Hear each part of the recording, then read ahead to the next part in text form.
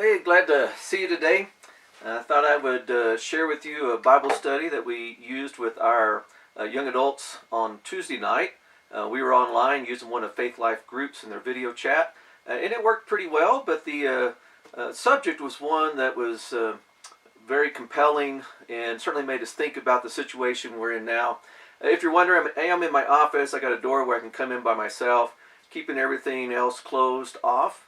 And like a lot of people, we're just being isolated from one another, hopefully not to spread this CV-19 that's going around, nor contract it for that matter. And there are a lot of people who are being pretty fearful about this. Fear has a couple of different sides to it. There's the side that's good. It's a God-given emotion, so there's a God-given use for it. We're supposed to fear the Lord. And the fear of the Lord is the beginning of wisdom. Jesus even warns us that we need to make sure that we're fearing the right person. Rather than fearing men who can do little to us, we need to make sure we fear God who has full control over us. But there is that idea of fear in the Scriptures as well, of just being guarded and making sure that you're using your best practices in hygiene and health to make sure that you are good. But there is that overwhelming kind of fear that we're warned about in Scriptures, that overwhelm us, that can incapacitate us, and just really weigh us down. If you're wondering, this is a one-take shot, so mistakes and all, you get it here. I just have a camera in here, turned it on, sitting down, and sharing with you. So I hope that this is something that is helpful for you at all. We're basing this study on an old book called None of These Diseases. You can, if you find a copy, if you might have one on your shelf, you can read through that first chapter. We're just going to cover the preface in the first chapter today. Now, S.I. McMillan wrote this back in 1963, which means that me, an old guy, was only not probably even one when it was first published.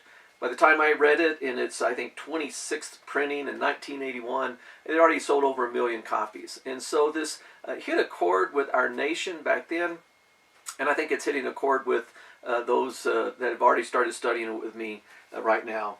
Now in his preface, Dr. McMillan said, peace just doesn't come in a capsule. He wished he could just extend that sense of peace to people, but he says he's just not able to do so. And he felt that in his practice over the years, that he was really treating a lot of what he would call the symptoms of the real problem. He felt a lot of the things that he was treating were really emotionally based diseases. Now you understand, he was writing back in the 60s as his practice extended back into the 40s and 50s. And medical practices and things have changed a little bit since then, but there's that still common agreement that there's sociomatic problems. He talked about fear and sorrow and envy and resentment and hatred as being root causes that brought about diseases in people that he was having to try to treat. And he wasn't able to help them solve the real problem. So he wrote this book to extend to all of those patients what he really wished he could have told them at the time. You might be wondering what diseases he's talking about. And he gave a short list in that preface. He said high blood pressure, toxic goiter, Goiter, which is a thyroid disorder, migraines, headaches, arthritis, apoplexy, heart trouble, ulcers, and he said really the list is just too numerous to put down, and so he stopped there. He says physicians get to treat them, but just not that cause.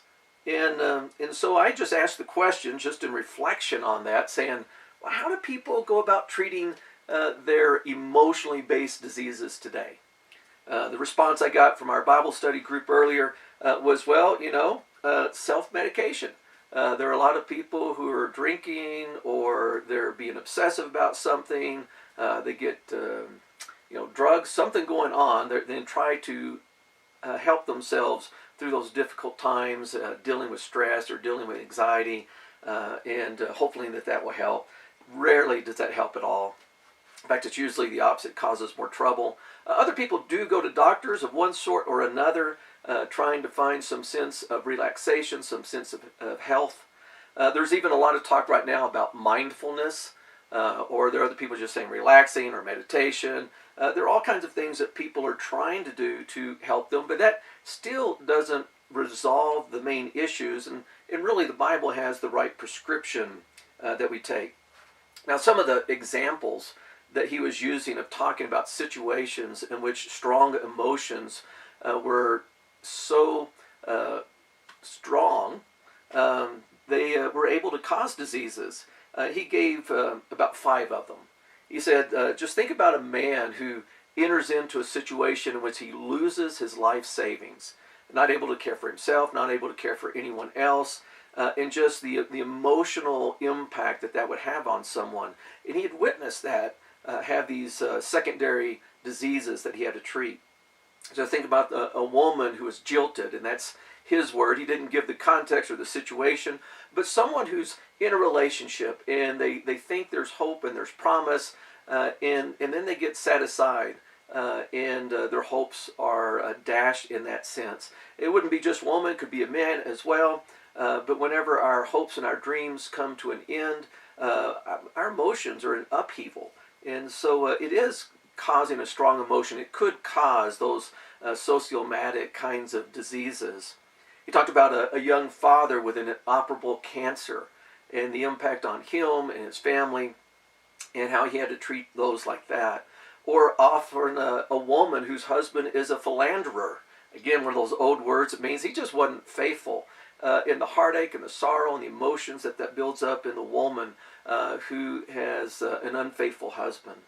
He also talked about a distraught teenager who had visible birthmarks, and because of that was not able to really go through those teenage angst years very well, just hurting and being overcome by not being able to fit in, worrying about what people thought about him, having that poor self-esteem that brings up emotions and weighs them down. And he also just said about the schemer who lies awake at night thinking of ways to get even with those around them, that idea of resentment. And like I had said earlier, he wrote this book out of desire to tell anyone in these situations or other kind of situations that there's something better for them than a pill to get them through it. At the end of his preface to this book, leading into it, he talked about the promise that God made to Israel as they were being brought out of Egypt. In particular, he said there were lots of diseases that were known in the days of Egypt when Israel was there because of their various kinds of treatments that were very poor, their lack of medical knowledge, their medical procedures that they did use that caused more harm. And he said to Israel, the promise to Moses was, if you listen to my statutes and you put them into practice, you'll have none of these diseases. And that's found in Exodus 15:26. You can make sure that online that you can download the outline, the notes that I'm using right here on my tablet. You can have them go along with me. Then you can add to them. The problem with this one is you just don't get to ask the questions and respond to it. This is not like that group session that I had with the young adults where they were able to respond back and forth. But I wanted to get this out to you and hopefully encourage you that God's Word is at work and He is helping us through here. Now you get to chapter 1, and it's just a very short few pages, almost more devotional than we might think of a chapter today. But he began it by talking about some of the Egyptian remedies, and he found those in a papyrus Eberus, which was dated to 1552 BC, and it contains a lot of their medical treatments. He didn't list all of them, but he said that there are some that you might want to take a look at and see if this kind of thing could help you. First of all, he addressed those who were trying to deal with graying hair. I guess graying hair can cause a lot of emotions in some people. When we brought it up, says, graying hair is easy. You just talk to Miss Clairol and she takes care of it for you. Well, they didn't have that option back then, and so they had a mixture that they used of calf blood and snake oil, and you would put that together, and evidently that was their solution for graying hair. We don't know if it really worked or not, but that was their medical treatment for it. Or for a lot of people, you can certainly, with me, people who are losing their hair, Boy, that brings up a lot of emotions for people looking for some kind of a treatment, a lot of angst. Well, they had their solution too. You applied the fat of several animals, and they talked about the crocodile and the hippo and all these various animals, and you'd gather fats from them and you'd put them together and you'd make this ointment and you'd put it on your hair. And evidently, I don't know if it worked or not, probably not any better than a lot of the things that are used today, although there are now some medical treatments that seem to show some promise, helping a number of people out in that area of their life. Also, there was a hairdressing for the queen to really make her look good, which was used with the heel of a greyhound and date blossoms and a donkey hoof that was all boiled into oil and put on her hair. And evidently it made it, I don't know, look better. But it could also, I don't know if there's a smell with it. It didn't talk about that part of it, but it sounds like there might be. But then getting on to maybe some more medical treatments, like if you got bit by a poisonous snake, how would you treat it? We know how we would treat it. But their solution was to take water that had been poured over an idol and then collected, an idol being something they worshipped, and then you would administer that water to the person who'd been bitten by a snake, and I can imagine how that would help them at all. I think that would be pretty difficult. Since this is a normal time of just studying the Bible, I often do it with a cup of coffee, so I hope that you're joining me and just having a little study here together in that. The one that he brought up that I really caught our attention was embedded splinters. Now, I've never had one that I had to go to the doctor for, but I've had lots of splinters in my hand. They've gotten infected. I finally dig them out. Have to get rid of the pus. Usually rubbing alcohol or peroxide or something like that to get it all cleaned out. Open it up and then finally get rid of the infection on it. But this was their solution for that. You would take a mixture of worm's blood. Now, I don't know what kind of worms have this blood they're talking about, but you take worm's blood, and then you would take some donkey dung, and a lot of their remedies used lots of variety of different kind of dung, and they would use that and they would rub it on that open wound that was already infected. He mentions, he goes, well, there's no wonder why they had such an outbreak of lockjaw back then, because of all of the bacterial problems that are going on in that particular mixture. The remedy was definitely worse than anything else. And he just said there was just more and more of that sort of thing. And he just said there's no wonder why the Egyptians had so many diseases, because they just didn't have any medical insight. And they were one of the leading nations at the time. And they were touted as having some of the best medicine available in that ancient culture for those around them. And if this is an example of it, no wonder they had a lot of diseases. And if the Egyptians had been living with them, they were probably following their examples as well. And so the Israelites themselves probably had a lot of these diseases that the Egyptians were suffering with. He brings up the point that Moses was trained in all the ways of the Egyptians as he was raised up in Pharaoh's household. And so he would have learned, or at least been familiar with, a lot of these Egyptian medical remedies. And so I want you to kind of keep that in mind, that was the kind of education that Moses would have gotten. And just sort of ask yourself, if you had grown up with bad advice, I mean, how hard is it to let go of the bad advice and take on new advice? Most of us, it's pretty hard to let go of the things that we grew up with, or the remedies that we grew up with, that are really not helpful, that are really just common wisdom that really don't have any scientific basis. I know there are some that do help, and I don't want to impinge any of that, but I'm particularly talking about the ones that are not beneficial, the ones that are not helpful, the ones that might cause more problems than good. And that's what he was talking about. And so there's this deal that gets made between God through Moses to the Israelites, saying, hey, when I get you out of Egypt, I want you to follow my standards. And if you do, then these diseases are going to go away. And that's an amazing promise one that all of us want to hear whenever we're dealing with our own diseases and our own fears about getting diseases. We want to hear those promises from God, that He will be with us and He'll watch over us and He'll guard us. But in particular for Moses and them, he was asking for their obedience in letting go of those things that were not good for them and taking up what He would direct them to do.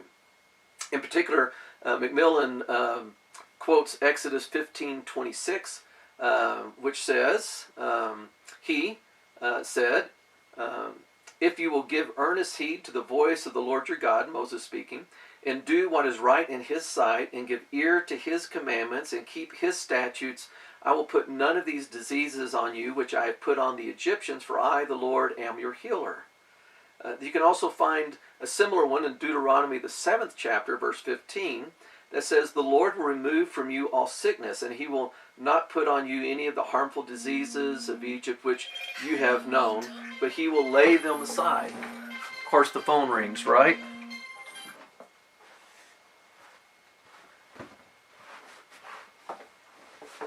So going back to Deuteronomy 7:15, the Lord will remove from you all sickness, and He will not put on you any harmful diseases of Egypt, which you have known, but He will lay on them all who hate you. And in Deuteronomy, the 28th chapter, verse 60, He will bring back on you all the diseases of Egypt, of which you were afraid, and they will cling to you. Basically saying, if you don't follow me, they're going to come back. Usually, if you've ever gotten involved in a Bible reading plan and you start at Genesis and you're trying to work your way through, you'll get yourself to this part of the Bible, and that's when you start slugging through it. You know, you get into Leviticus and Exodus, especially Leviticus, and all these rules and commandments and things about what you can eat and you can't eat, and how you're supposed to wash stuff and you can't wash stuff, and how you're supposed to do things and take care of stuff. And we just go like, oh man, that is killing me. Skip on to something better. You know, I want to read about Samson, and better the stories about Noah or Moses leading them out. Anything but all these rules and regulations. And in the New Testament, you know, we're sort of set apart from them. We're saved by God's grace, but there's some great truths in the Old Testament, and particularly relating to His call and His promise of not having any of these diseases. So think about this. Even though we find this list of medical directions in Leviticus, God was definitely not copying from the wisdom of the ancient world. For what you find in Leviticus is very different than the kinds of things that you find in like the Papyrus Ibris, what we were reading earlier. Otherwise, we would have stuff in the Bible that says, oh, you need to grind up this bone and mix it with that blood and add in this dung. And you just don't find anything like that in the Scriptures. It's devoid of harmful practices. And it contains a lot of details for things that are very positive and helpful and beneficial for us instead. The Israelites, certainly like everyone else, got a little legalistic with it, but the general tenor of it is a pretty healthy living. The other thing that's kind of interesting is that even though Moses grew up under that education system and had learned all of these Egyptian practices, he did not give in, if he was tempted, to add any of it into it. It's not Egyptian wisdom, and Moses didn't add it into it. He was willing to take what God directed to him and pass it along and say, hey, these are the kinds of things that we ought to be doing. Now, the first example that Macmillan gives about a disease that has a biblical solution to it is leprosy. He mentions that it killed millions of people in Europe. The breakouts in Europe around the 6th and 7th century, then peaking in the 13th and 14th century. He says, now I didn't fact check him, but he says that it caused more death than the Black Plague of the 14th century and more deaths than the breakout of syphilis in the 15th century. And so there were a lot of deaths related to it, and it was spreading contagion. and the societies at the time didn't know how to stop its spread. They certainly didn't have a solution for it. A friend of mine gave me this link to a visualization of various diseases throughout history. The link's on the notes that I have online, so if you get on there, you can go to it yourself. But it goes all the way back, all the way up to present. It includes things like the Spanish flu and the Russian flu and yellow fever, cholera, HIVs, all the way up to CV-19, and just comparison, swine flu, all those kinds of things. It just gives it a visualization of how what we're experiencing today compares to things that have gone on in the past. Fortunately, we've got better physicians, better understanding of how things work than they did back when leprosy was spreading across medieval Europe. In fact, back then, the physicians weren't even sure how it was going from one person to another. Even though in the Old Testament there was this idea of contagion, they were still contributing to its spread to things like eating spicy foods or peppers or garlic or eating the meat of diseased hogs. Now, I don't know what you'd get from eating the meat of a diseased hog. Not good, but it wasn't leprosy. Some even attributed the spread of the diseases to the misalignment of the planets. There's always bad theology and poor thinking whenever something out like this is going along. I've heard it about CV-19. There are some people who are talking about it as if this was a scourge, a judgment of God on some particular group of people or on the world itself. My understanding is that God loves the world, and He's continuing to put things in place to help us, despite the fact that there is disease and death. He is on our side, and we can put our hope and trust in Him for things. There are also people who are saying that, well, you know, this is all a matter of faith. If you just have really strong faith and God is going to protect you, they go back to those scriptures like in Mark where it says they'll, get bitten by snakes and it won't affect them. And certainly we have the example of that when Paul was shipwrecked and the viper bit him and he didn't get sick. So there are some promises, there are some fulfillments of that kind of thing. But in general, we don't have that fulfillment, that kind of promise for all diseases and all places and all ways.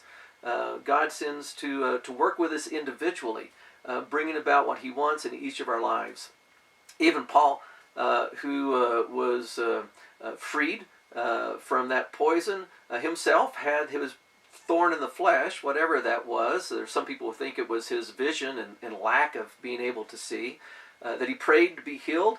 And he never was of that. And he said it's God's way of keeping me humble. So even for Paul, there were things in his life that God didn't intervene and take away from him. And so we have to remember that God is dealing with each one of us. He's doing it individually, and He's doing it for our good because He longs for us to turn to Him and to enjoy the benefits of having a God who gives us the hope of heaven. Now the second example that Macmillan used is the Black Plague. It killed 1 in 4 people in Europe at the time it was spreading, a total of some 60 million people. The descriptions of it are horrific. They were stacking up bodies. The physician would be cast in the same pit that they were doing just to have mass burials, hoping that they could stem the tide of its spread. It just sounded horrific of it. And what finally controlled these infectious diseases of leprosy and the Black Plague, and in particular, is that the church was given sort of leadership. It might have been by default, and granted, medieval church leadership was not always stellar, but they were able to do a lot of good things. And in this case, they drew on the concept of contagion from the Old Testament. They understood how God had limited Israel in the spread of leprosy. And so they put in civil directions to address it the same way. The Old Testament directs on how to identify what leprosy is and not confuse it with something else. Once the condition of leprosy was well established, then that patient was segregated. They were excluded from the community, which might sound very harsh, but it did stem the spread. of this terrible disease. If the person symptoms went away, there was a process to re-enter them back into society. But there's a lot of teaching in there, especially in Leviticus, the 13th chapter. I should read a couple of verses to you from it.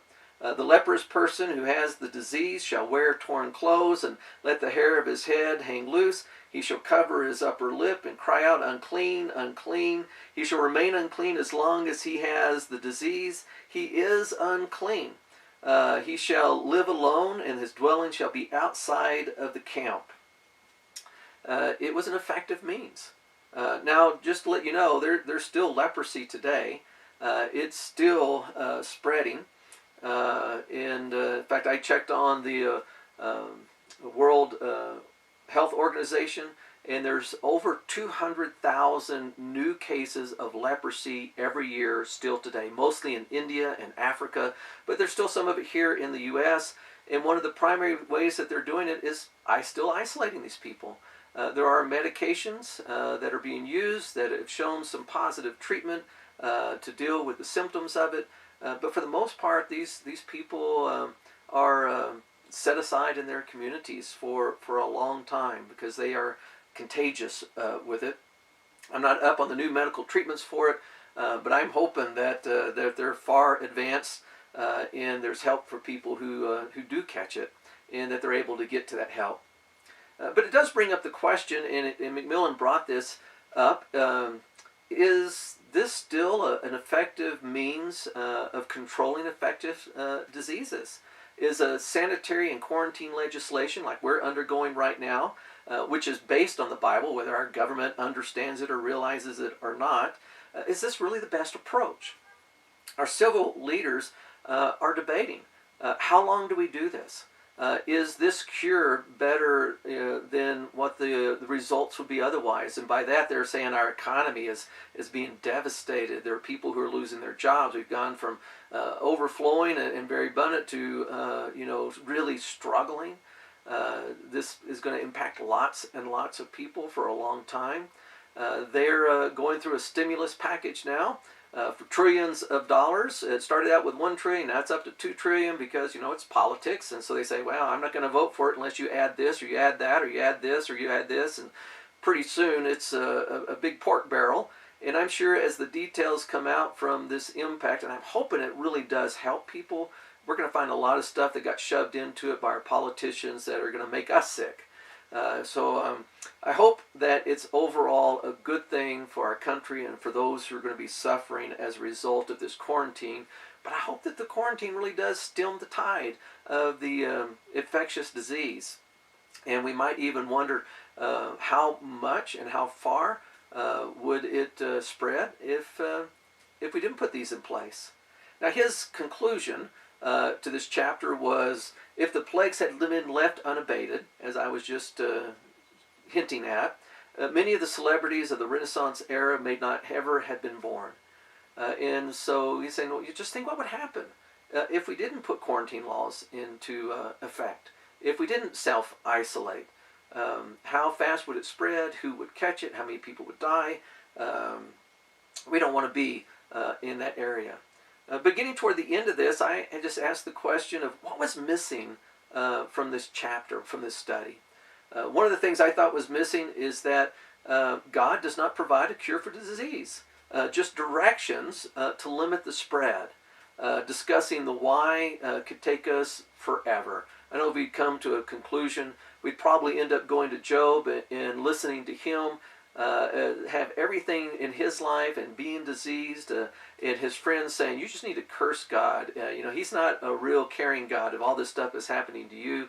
It's well worth your read of Job to get to that answer that says, I'm going to trust him, I'm going to be faithful to him, and he is going to see me through this.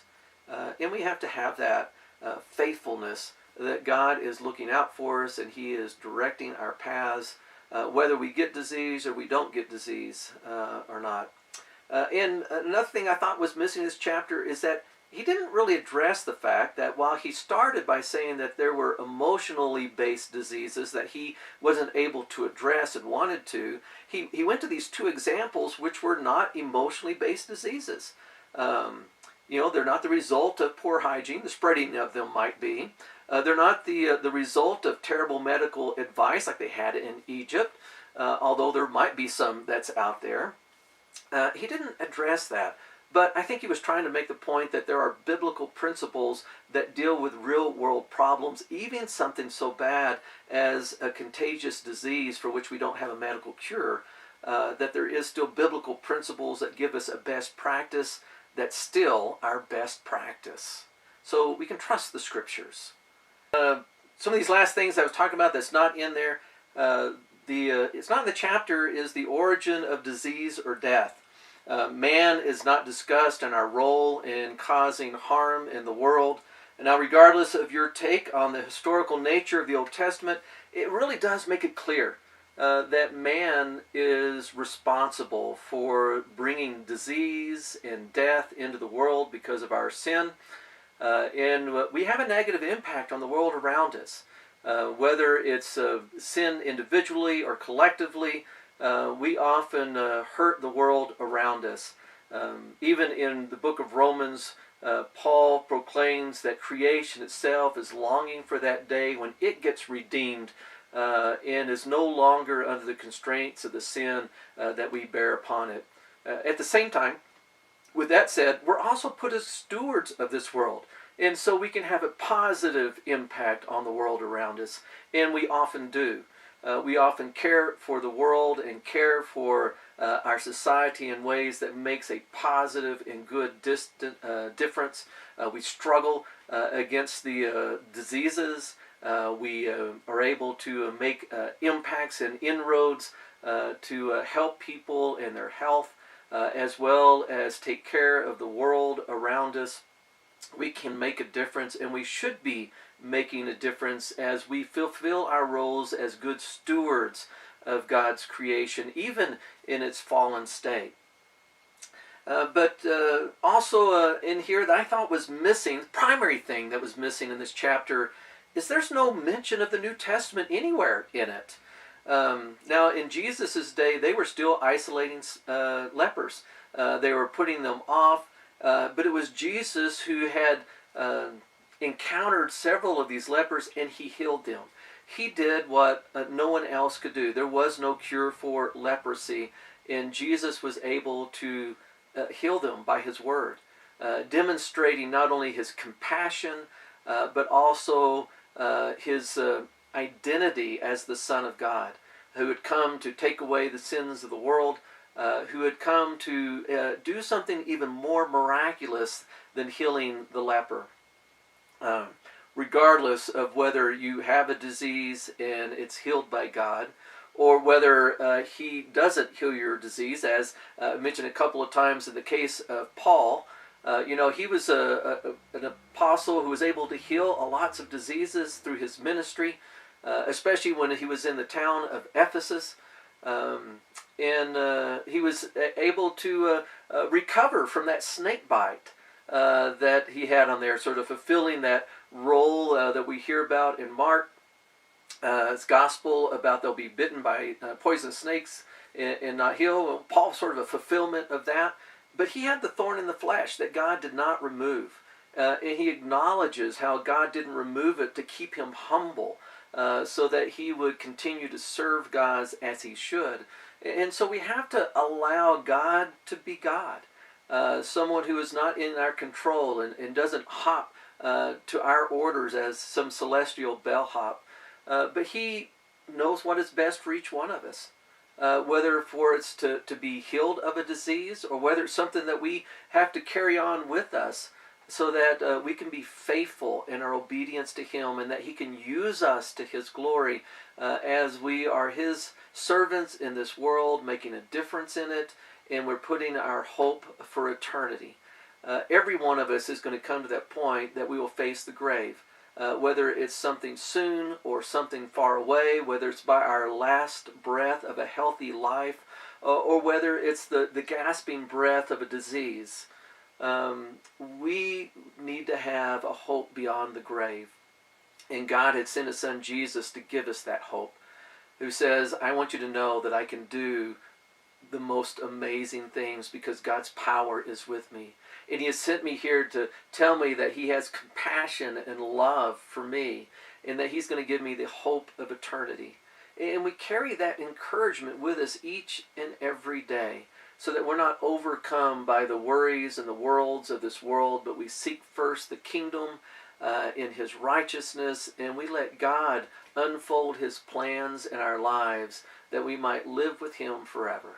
Hope you've enjoyed our study together this morning, and I encourage you to join us again when we get back together. God bless you.